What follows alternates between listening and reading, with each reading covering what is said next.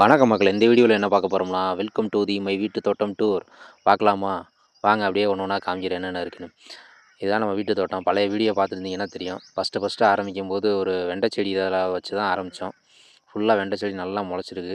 இதுவரை எந்த ப்ராப்ளமும் இல்லை. பூச்சி தாக்கம் எதுவுமே இல்லாமல் நல்லா சிறப்பாக செழிப்பாக வளர்ந்துக்கிட்டு வருது. பாருங்கள், இந்த சின்ன ஸ்கொயர் ஃபீட்டில் அந்த இதுக்குள்ளே தான் ஆரம்பித்தோம் ஃபஸ்ட்டு வீட்டு தோட்டம் போடலான்ற ஒரு ஐடியாவில்.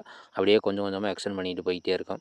அப்படியே நான் தான் சொல்கிறேன்ல, இதான் வைக்கணும் அப்படின்னு பிளான் பண்ணிலாம் வைக்க மாட்டேங்க. எனக்கு என்னென்ன விதை கிடைக்குதோ அதெல்லாம் கொண்டாந்து வச்சுருவேன். இது என்னென்னு பார்த்தீங்கன்னா, திராட்சை பழம். வீட்டில் சாப்பிட்றதுக்காக பன்னீர் திராட்சை, அந்த கருப்பு திராட்சை வாங்கிட்டு வந்தேன். அது விதை நிறையா இருந்துச்சு. சரி வச்சு பார்ப்போமே, முளைக்குதா என்னன்னு பார்ப்போம்னு சொல்லி ஊன ஆரம்பிச்சிட்டேன். அந்த விதையெல்லாம் கலெக்ட் பண்ணி.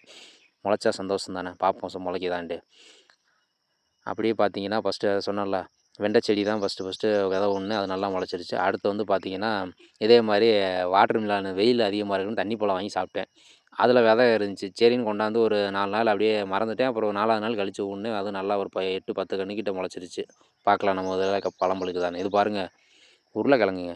நம்ம வீட்டில் சந்தைக்கு போயிட்டு வந்து உருளைக்கிழங்கு வாங்கிட்டு வந்து அது ஒரு வாரம் யூஸ் பண்ணாமல் விட்டாச்சு. சரி முளைச்சி வர ஆரம்பிச்சிச்சு. சரி வைப்போம், முளைச்சி வந்துட்டு தான் நான் என்ன ஆகுதுன்னு பார்ப்போம். நம்ம ஊர் கிளைமேட்டுக்கு உருளைக்கிழங்கு வருதா என்னன்னு பார்க்கலான்னு வச்சேன்.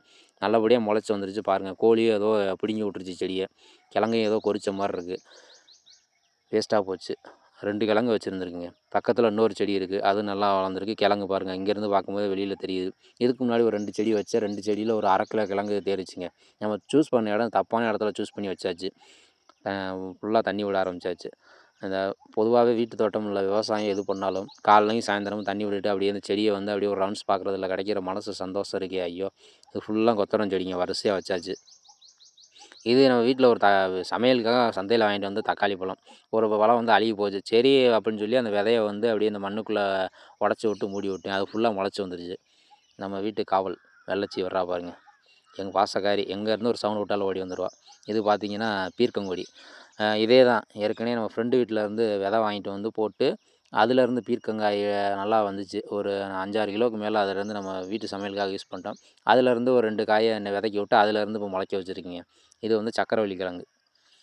இதே தான். அதுதான் எதுவுமே நான் முக்கால்வாசி காசு கொடுத்து வாங்கியிருக்க மாட்டேங்க. ஃப்ரெண்டு வீட்டில் சக்கரவள்ளி கிழங்கு போட்டிருக்காங்க. அவங்கள்ட்ட இருந்து கொடி கொஞ்சம் பறிச்சுட்டு வந்து ஊனி வச்சு நம்ம வீட்டுக்கு முன்னாடி. அது நல்லா சரியான, சும்மா சொல்லக்கூடாதுங்க, ஒரு 10, 15 கிலோவுக்கு மேலே அதுலேருந்து பிடுங்கியிருப்போம். இப்போ வந்து அது அதோட லைஃப் டைம் முடிய போகுது. அதுலேருந்து கொடியை பறிச்சுட்டு வந்து தனியாக ஊனி வச்சுருக்கேன். இது முள்ளு கத்திரி, இது இயற்கையாக முளைச்சது. இங்கே ஒரு பீர்க்கங்கொடி வச்சுருக்கேன். அப்புறம் அப்படியே சுற்றி பார்த்தீங்கன்னா, அந்த சோளம் மாதிரி முளைச்சிருக்குங்களா, அது சோளம் இல்லை, மாட்டுக்கு தேவையான புல்லை போட்டிருக்கோம். ஏன்னா இப்போ வெயில் காலம், சுற்றி எங்கேயுமே பச்சை புல் எதுவுமே இல்லை, எல்லாம் காஞ்சு போச்சா, அதனால நம்மளாவே ரெடிமேடாக வளர்க்க ஆரம்பிச்சிட்டான். மாடு பாவம் இல்லையா? இந்த சைடும் பாருங்கள், ஃபுல்லாக புல் தான். இந்த வெயில் காலத்தை ஓட்டணும்னா வேறு வழியில் புல் வளர்த்து தான் ஆகணும். வைக்கலே மட்டுமே போட முடியாது, பசுந்தீவனமும் கொடுக்கணும். அதனால ஃபுல்லாக அந்த லாஸ்ட் வரையும் புல் வச்சுருப்பேன். இடையிலையுமே வந்து பார்த்திங்கன்னா கொத்தரஞ்செடி அந்த மாதிரி இந்த வச்சுருக்கேன் பாருங்கள். ஊடு பயிர் மாதிரி கேப் இருக்க இடத்துல வந்து கொத்தரஞ்செடியை ஃபுல்லாக வச்சு விட்டாச்சு. ஏன்னா நம்மள்ட்ட விதை அதுதான் கிடச்சிச்சு. ஏன்னா நம்ம வந்து ஃபுல்லாக விவசாயம் பண்ண போகிறதில்ல, வீட்டு தோட்டம் மாதிரி சும்மா நம்ம தேவைக்கு மட்டும் உருவாக்க போகிறோம். அதுக்கு எதுக்கு காசு கொடுத்து வாங்கிக்கிட்டு அப்படின்னு சொல்லி தான் கிடைக்கிற விதைய வச்சாச்சு. இது என்னன்னு பார்த்தீங்களா? பேரிச்சம்பழங்க. நான் தான் சொன்னேன்ல, எந்த விதை கிடைக்குதோ கொண்டாந்து ஊனி வச்சுருவேன். முளைச்சி வந்தால் சந்தோஷம், அந்த மாதிரி தான். பேரிச்சம்பழம் வீட்டுக்கு சாப்பிட்றதுக்காக வாங்கினது. அதில் வந்து ஒரு 8 10 விதைக்கிட்ட ஊன்னேன். ஒரு விதை நல்லபடியாக முளைச்சிருச்சு. இது கறி சுண்டக்காய். கறி சுண்டக்காய் நிறைய பேர் சாப்பிட்ருப்பீங்கன்னு நினைக்கிறேன். கறி சுண்டக்காயில் குருமா வச்சு சாப்பிட்டா அப்படி இருக்கும், செம்மையாக இருக்கும். இது வந்து நம்ம வைக்கல, அது இயற்கையாகவே முளைச்சி வந்தது. அதனால நம்ம அதை யூஸ் பண்ணிக்கிட்டோம். இயற்கை நம்மளுக்கு கொடுத்த கிஃப்ட்டு. அதை நம்ம நல்லபடியாக பராமரித்து யூஸ் பண்ணிகிட்டு இருக்கோம். வீடியோ எடுத்துக்கிட்டே வந்து தண்ணி பாய்ச்சறத மறந்துட்டேங்க. ஒன் சைடு வந்து வெட்டியாக போய் பெருகிருச்சு. அதனால வந்து அடுத்த வாமடையை ஓப்பன் பண்ணி விடுவோம். சரிங்களா? ஆல்மோஸ்ட் பாய்ச்சி முடிக்க போகிறேன். இங்கே பாருங்கள், வாய்க்காலில் வேறு ஒரு வெண்டை செடி முளைச்சிருக்கு.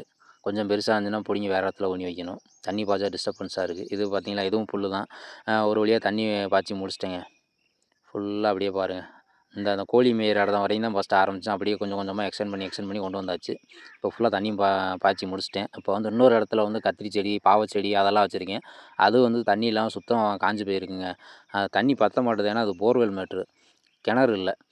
மதிய டைம்லலாம் மோட்டரை போட்டோம்னா தண்ணியே வர மாட்டுது. வெறும் மோட்ரு தான் ஓடிக்கிட்டு இருக்குது. குடிக்கிறதுக்கு கூட ரொம்ப தண்ணி பிடிக்கிறது கஷ்டமாக இருக்குது. அதனால் அந்த ஈவினிங் டைமில் தான் தண்ணி மாற்றி ஒரு நாள் விட்டு 2 நாள் விட்டு அந்த மாதிரி தான் பாய்ச்சுற மாதிரி இருக்குது. ஏன்னா மோட்ரு ஓட மாட்டுது, தண்ணி வர வெயில் காலம் வந்தாலே ஏதோ ஒரு பஞ்சாயத்து. இந்த சைடு வந்து அந்த கத்திரி செடியெல்லாம் இருக்குன்னு சொன்னேன்ல, அந்த சைடு தண்ணியை திருப்பி விட்ருக்கேன். அப்படியே போய் இந்த மாஞ்சருவெல்லாம் வந்து வாய்க்காலில் இருக்கிறதெல்லாம் க்ளீன் பண்ணி விட்டு போவோம். ஏன்னா வந்து தண்ணி வந்து அந்த மாஞ்சருவு அப்படியே உள்ளே கிடந்துச்சின்னா சைட்லலாம் வேஸ்ட்டாக போகும். வாய்க்காலில் தண்ணி நிறையா வராது. இந்த பாருங்கள், கறி சுண்டக்காய் அப்படி காய்ச்சிருக்கு பாருங்கள். மோஸ்ட்லி காய்கறியெல்லாம் நம்ம வந்து அதிகமாக காசு கொடுத்து வாங்குறதில்ல. இந்த தக்காளி பழம் தான் வாங்குறது. சொன்னேன் பார்த்தீங்களா, இந்த சக்கரவள்ளி கிழங்கு ஃபஸ்ட்டு இங்கே தான் வந்து போட்டேன். நல்லா தமன்னு வளர்ந்து ஒரு 15 கிலோ கிட்ட நல்லா பிடுங்கி அவிச்சு சாப்பிட்ருப்போம். இது வந்து அரளிப்பூ. அதுக்கு அங்கிட்டு வந்து பார்த்தீங்கன்னா, மலை சுண்டக்காய் இருக்குது. மலை சுண்டக்காய் ஹெல்த் பெனிஃபிட்லாம் நிறையா இருக்குங்க. கிடச்சா வாங்கி சாப்பிடுங்க. இந்த சுகர் பேஷண்ட்லாம். பார்த்தீங்களா, நான் சொன்னேன் பாருங்க. தண்ணி பற்றாக்குறையால கத்திரி செடி நல்லா வந்துச்சுங்க. தண்ணி விட முடியாமல், தண்ணி இல்லாமல் பாருங்கள் எப்படி காஞ்சு போச்சுன்னு. ஒரு 50 கத்திரி செடிக்கு மேலே வச்சுருக்கேன். நல்லா காயெல்லாம் காய்ச்சிக்கிட்டு இருந்துச்சு. இது பீர்க்கங்கொடி. இந்த பீர்க்கங்கொடி வந்து பார்த்தீங்கன்னா, காஞ்சு போயிரும்னு தான் நினச்சேன். நல்ல வேளை. இந்த பாருங்கள், இந்த ஒரு சைடு கொடி வந்து ஃபுல்லாக காய ஆரம்பிச்சிருச்சு. தண்ணி விட்டு அப்படியே கொஞ்சம் மேனேஜ் பண்ணி ஓட்டிகிட்டு இருக்கேன். அப்படியே இந்த கொடியை மாமரத்தில் ஏற்றி விடலான்னு சும்மா ஒரு ஃபன்னுக்காக கட்டி விட்ருக்கேன். மாமரத்துக்கு ஏறி விட்டா மேலே மாமரத்தில் அந்த கொடி படர்ந்துருக்கு அழகாக இருக்குமே அப்படின்றதுக்காக கட்டி விட்ருக்கேன். பார்க்கலாம் மேலே கொடி ஓடுதா இல்லை காஞ்சு போயிருதான்னு தெரியலை. அடுத்து அந்த சைடு வந்து அவரை கொடி இருக்குங்க. அந்த அவரை கொடி வந்து ஹைப்ரிட் விதைங்க. அது கொடியாகவே ஓட மாட்டுது. ஒரு அடி கூட வளரல, காய் காய்க்க ஆரம்பிச்சு. அப்படியே அந்த சைடு இருக்க கத்திரி செடி, பாவக்கொடிக்கெல்லாம் தண்ணி பாய்ச்சணும்னு பார்த்தா கரண்ட்டும் போயிடுச்சுங்க. அடிக்கடி கரண்ட் போகுது. சரி மிச்சத்தை காலையில் பாய்ச்சிக்கலான்னு கிளம்பியாச்சு. நன்றி.